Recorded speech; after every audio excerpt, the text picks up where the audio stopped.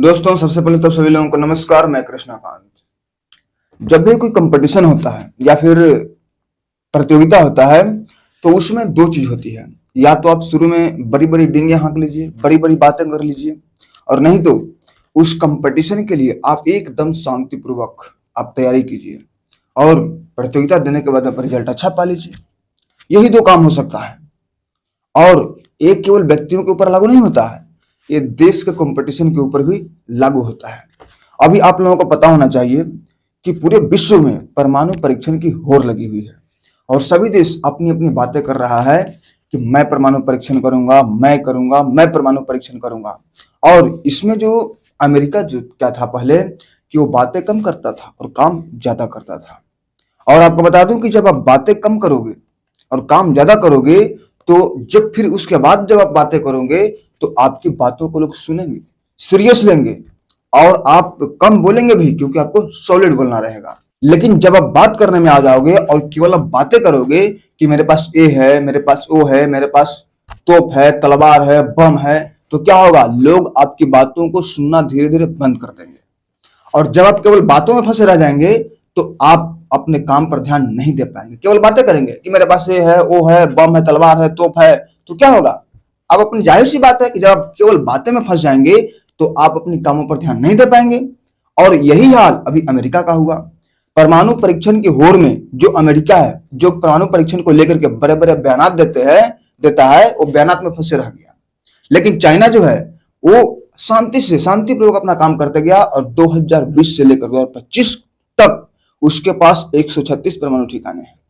और उस 136 परमाणु ठिकाने में लगभग 81-82 परमाणु ठिकाने में बहुत तेजी से विस्तार हो रहा है। और उस परमाणु ठिकाने को जब सैटेलाइट के द्वारा उस पर नजर कराया गया तो ये देखा गया कि उसमें गजब का विस्तार है।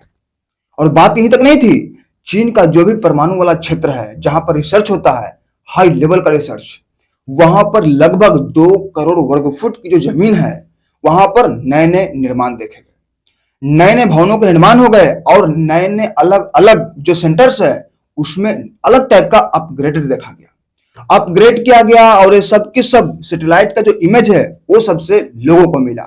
वही नहीं, चीन अपने परमाणु ठिकाने के साथ साथ अपनी लड़ाई के लिए जो बंकर है उसको बहुत अच्छे तरीके से सुदृढ़ कर रहा है और बहुत दूर दूर तक जो निगरानी करती है, निगरानी टावर को भी बहुत अच्छे तरीके से सुदृढ़ करके रखा है। तो इस तरीके से चाइना जो है शांति से अपना काम करता गया और एक पूरी दुनिया के सामने चौंकाने वाली बात है। और अमेरिका के साथ साथ भारत के लिए भी चिंता का विषय है। इसीलिए भारत के जो एक्सपर्ट हैं वो अब ये बात बोले हैं कि भारत के पास जो भी पुराने जो परमाणु कार्यक्रम है उसका परीक्षण शुरू कर देना चाहिए। फिर से परीक्षण करें, फिर से पुनरीक्षण करें। अब इसको लेकर कुछ और भी चीजें हैं, जैसे कि मैं आप लोगों को बता रहा हूं कि अब इसके बाद में है पैसिफिक फोरम। पैसिफिक फोरम के जो सीनियर शोधकर्ता हैं वो हैं विलियम अल्बर्ट के। तो उनके द्वारा ये कहा गया कि जो चाइना है वो परमाणु मिसाइल की दौड़ में दौड़ना शुरू कर दिया है और वो 5 सालों से दौड़ रहा है। और चीन में लगभग 99 ऐसे परमाणु मिसाइल को चिन्हित किया गया है जिस पर कि बहुत तेजी तरीके से काम चल रहा है। और उसमें 65 ऐसे परमाणु मिसाइल हैं जिसके ऊपर एकदम पूरी तरीके से सुपरफास्ट तरीके से उस पर काम चालू कर दिया गया है, जिसको कि इसको लेकर अन्य देश में काम भी नहीं शुरू हुआ है।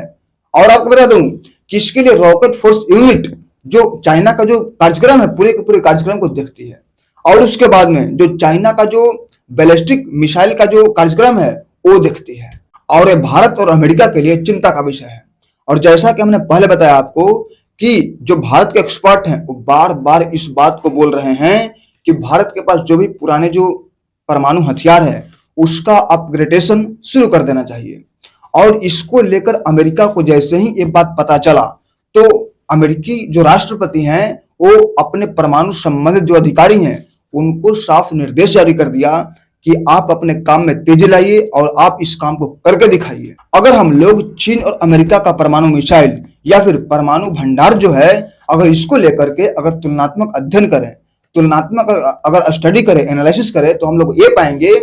तो सबसे पहले हम लोग जो अमेरिका के जो रक्षा विशेषज्ञ हैं उनके अनुसार ही हम लोग जानते हैं। तो अमेरिका के जो रक्षा विशेषज्ञ हैं उनके द्वारा ये कहा गया कि जो चाइना है वो 2020 से लेकर के 2024 तक उसका जो भी परमाणु भंडारण है वो अपने भंडारण में 50% की वृद्धि कर लिया है। और जो अमेरिका है वो अपने परमाणु जो मिसाइल है, उन्नत किस्म के परमाणु मिसाइल बनाने के लिए वो कच्चा माल भी नहीं जुटा पा रहा है। उसके पास भंडारण की कमी है और इसका प्रमुख कारण उन्होंने ये बताया कि जो अभी यूक्रेन और रशिया का जो लड़ाई चल रहा है, तो उस लड़ाई में यूक्रेन को इतना ज्यादा हथियार सप्लाई किया है कि उसके भंडारण में कमी आ रहा है, मतलब कि उसका जो भंडार है वो खाली हो रहा है। और दूसरी चीज, इजराइल जो अन्य देशों से लड़ाई कर रहा है, इजराइल हमास का लड़ाई, इजराइल ईरान का लड़ाई और बहुत सारे देशों का लड़ाई, तो इसमें इजराइल की जो हथियारों की जो आपूर्ति कर रहा है अमेरिका, तो इसमें भी बहुत भारी मात्रा में कमी आई है। और जो चाइना है वो केवल मिसाइल के क्षेत्र में या बैलिस्टिक मिसाइल के क्षेत्र तक सीमित नहीं है। चाइना अपने सबसे उन्नत किस्म के युद्ध वाहक विमान वाहक का जो पोत है, जो कि पूरी की पूरी जल क्षेत्र को रक्षित करता है, जिसका नाम फुजियाना है, वो लॉन्च किया है। और इसकी सबसे बड़ी ताकत का अंदाजा इस आधार पर लगाया जा सकता है कि इसके लिए खुद चीनी राष्ट्रपति शी जिनपिंग इसकी सुरक्षा का जायजा लेने के लिए गए, इसकी देखरेख करने के लिए गए कि इसमें कमियां क्या हैं और इसके अपग्रेडेशन के लिए इसमें क्या क्या और किया जा सकता है। और सबसे बड़ी बात आप लोगों को बता दूं कि ये बिल्कुल पूरी तरीके से स्वदेशी तकनीक पर आधारित है, मतलब कि इसमें कोई भी बाहरी चीजों को नहीं लगाया गया इस पर। तो मैं इतना ज्यादा स्वदेशी तकनीक पर ध्यान क्यों देता हूं, मैं क्यों स्वदेशी तकनीक पर इतना ज्यादा जोर देता हूं, तो आप लोगों को बता दूं कि जब जब युद्ध की स्थिति आती है और खास करके जो भी मिलिट्री हार्डवेयर से रिलेटेड अगर कोई चीज होती है, तो जितना ज्यादा स्वदेशी तकनीक पर मतलब आधारित रहेगा, जितना ज्यादा स्वदेशी टेक्निक पर आधारित रहेगा, तो युद्ध के समय विदेशी या फिर अन्य देशों पर आश्रित जो निर्भरता रहेगी वो खत्म हो जाएगी। सारा चीज अपने देश से जाएगा, तो कोई भी चीज में दिक्कत नहीं होगी। और अगर वो स्वदेशी नहीं रहता है तो क्या होता है कि अगर युद्ध के समय अगर विमान में तोड़फोड़ होता है, तो तोड़फोड़ होने के बाद में अगर उस विमान को फिर से ठीक करने के लिए क्या करना पड़ता है, हमें दूसरे देशों पर आश्रित रहना पड़ेगा। और अगर वो देश किसी दूसरे देश के दबाव में या फिर दूसरे देशों के साथ मिलकर हमारा अहित चाहे तब, और उसके बाद में हमारा मशीनों का ठीक से काम ना करे तब, तो इसीलिए स्वदेशी तकनीक बहुत जरूरी होती है। और फुजियाना जो युद्ध वाहक पोत है वो अभी चाइना के अलावा केवल अमेरिका के पास है, और 3 प्रकार के फाइटर जेट को ले जाने में पूरी तरीके से सक्षम है। अब यहाँ पर सवाल ये उठता है कि चाइना तो उड़ान भर रहा है और अमेरिका गड्ढे में जा रहा है, लेकिन भारत क्या कर रहा है। तो आप लोगों को बता दूं कि भारत के पास निश्चित तौर पर उन सबसे कम संसाधन है, लेकिन कम संसाधन से देश का हार और जीत तय नहीं होता है, देश का विकास तय नहीं होता है। देश का विकास तय, देश का हार और जीत तय उस बात पर होता है कि आप उस कम संसाधन में कितना ज्यादा सुदृढ़ रहे हैं। तो आप लोगों को पता है कि भारत ऑपरेशन सिंदूर के समय बता दिया है कि भारत के पास जो भी जितने भी विमान हैं, भले संख्या में कम है, लेकिन जितना है वो पूरी तरीके से दक्ष है। आप लोगों को पता होना चाहिए, या पता आप लोगों को होगा ही, कि पाकिस्तान जब तुर्की के द्वारा भेजे गए ड्रोन से जब भारत के ऊपर हमला किया था, और वो ड्रोन कोई ऐरा गैरा ड्रोन नहीं था, वो ऐसा ड्रोन था, पूरी तरीके से खतरनाक ड्रोन था। जिस देश पर उस ड्रोन से हमला किया जाता था तो उस देश का तबाही तय हो जाता था, इतना खतरनाक ड्रोन था। लेकिन हमारे देश का जो एयर डिफेंस सिस्टम आकाश तीर ने उसे हवा में ही मार गिराया, एक भी ड्रोन को भारत में गिरने नहीं दिया। तो जो भी हमारे पास है, जो भी हमारे देश के पास है, जितने भी विमान हैं, वो पूरी तरीके से एकदम दक्ष हैं। भले संख्या में कम है लेकिन पूरी तरीके से दक्ष हैं। और चीन का विमान भले ही संख्या में रहे, लेकिन आपको बता दूं कि चीन का जो एयर डिफेंस सिस्टम है उसे भारत ध्वस्त किया है। तो भारत का लोहा पूरा दुनिया माना है। और एक और आधार पर तय होता है कि जो अमेरिका है वो अभी भारत से मिलिट्री हार्डवेयर खरीदने की बात कर रहा है, जबकि अभी अमेरिका कोई और देश से नहीं कहा है। और जो इंडिया की जो भारत की जो नेवी है वो इतना ज्यादा दक्ष है कि आपको बता दूं कि ऑपरेशन सिंदूर के समय तो इंडियन नेवी को मौका ही नहीं मिला लड़ाई करने के लिए। और जो ऑपरेशन सिंदूर के समय जो पाकिस्तान अपने कराची में जो पूरी की पूरी पोत थी उसको छिपाने में लगे हुए थे कि अगर इस पर नजर इंडियन नेवी की पड़ जाएगी तो पूरी तरीके से ध्वस्त कर देगा, खत्म कर देगा।